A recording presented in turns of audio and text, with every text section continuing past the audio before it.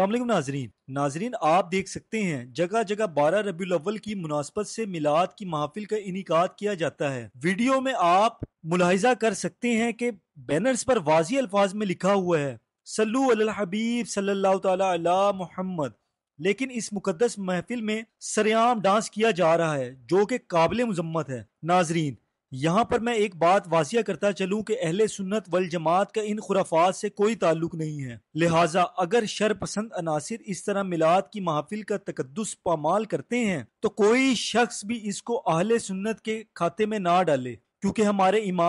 امام اہل سنت اعلی حضرت امام احمد رضا خان بریلوی فرماتے ہیں کہ محافل میلاد یا جلوس میلاد میں ڈھول باجے وغیرہ جائز نہیں ہے۔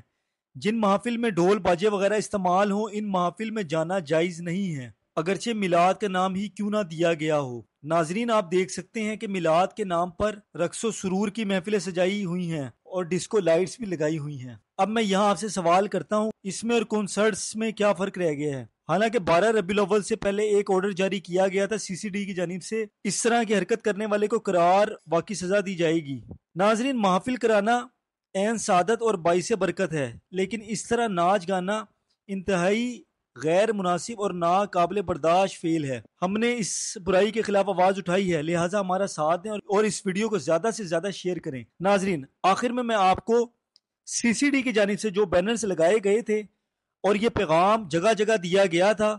کہ 12 ربیع الاول کے مبارک دن کے موقع پر کسی بھی اسٹیج ٹرالی یا روڈ ڈانس گانے یا کسی قسم کا بھی لچر پنا کیا گیا تو سی سی ڈی پنجاب قانون کے مطابق سخت کارروائی کی جائے گی۔ تو ہمارا سی سی ڈی کو یہی پیغام ہے کہ ہم نے تو نشاندہی کر دی ہے اور ہمیں جو دیکھنے والے ہیں ہم ان سے بھی یہی ریکویسٹ کریں گے، کسی بھی اس میں لڑکے کو، کسی شخص کو، کسی کو بھی جانتے ہیں تو پلیز نشاندہی کریں اور اس ویڈیو کو زیادہ سے زیادہ شیئر کریں تاکہ یہ ویڈیو سی سی ڈی دیکھ سکے اور کوئی بھی یہ حرکت کرنے کے بارے میں 100 بار یہ سوچیں۔